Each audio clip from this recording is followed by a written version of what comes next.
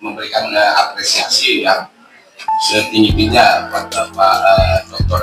Bu Adil yang produktif menerbitkan buku-bukunya, dan ini tentu memberikan kontribusi buat masyarakat dengan literasi, edukasi politik kepada halayak, khususnya bagaimana pentingnya Bawaslu dan pengawasan, sehingga publik bisa membaca tentang tugas, peran, dan kewenangan dari Bawaslu. Ini sekira penting itu bagi masyarakat agar peran strategis Bawaslu itu diketahui secara umum.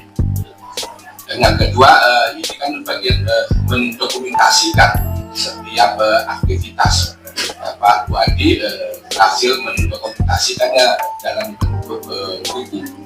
Kalau saya mendokumentasikannya dalam kotak aja, ingatan aja ketika jadi pembicara baru itu.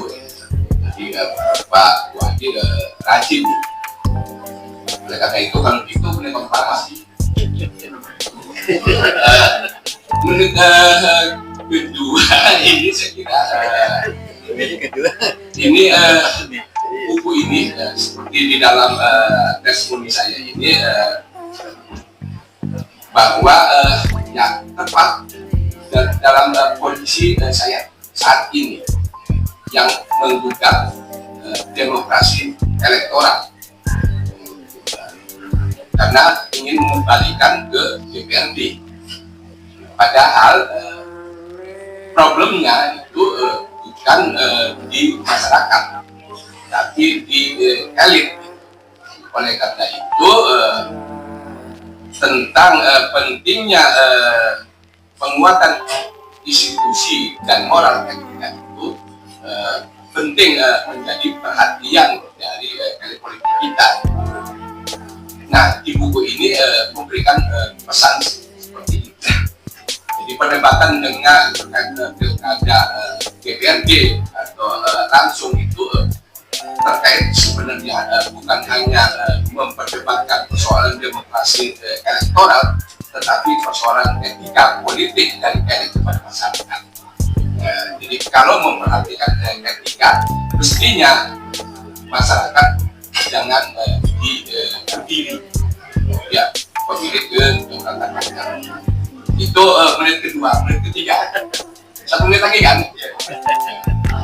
Nah, setuju ini ke depan memang perlu keberanian. Mestinya Pak Bu Adi sudah tahu tantangan problem dari pengawasan ini adalah terletak pada regulasi. Nah, regulasi itu kan dua hal paling tidak. Pertama, memang Bawaslu tidak kuat untuk melakukan pengawasan itu. Makanya saran Mas Alfitra setingkat MA ya, setuju gitu kan, supaya memang tidak menyalahkan demokrasi elektoral, persoalan itu dan lembaga pengawasannya yang memang setengah-setengah. Terus yang kedua, jadi secara institusional adalah Bawaslu makin diperkuat supaya demokrasi elektoral yang mengawas tentang integritas pemilu dan keadilan pemilu itu makin terlihat. Dan yang kedua adalah tentang sanksinya, sanksi yang diberikan terhadap pelanggaran pemilu. Kalau sanksinya ringan, sanksinya tidak tegas, maka berulang kali pelanggaran itu dilakukan. Nah, ke depan kalau ada revisi itu dicantumkan faktor regulasi agar Bawaslu makin kuat. Yang kedua adalah sanksi terhadap pelanggaran itu harus diperbaiki.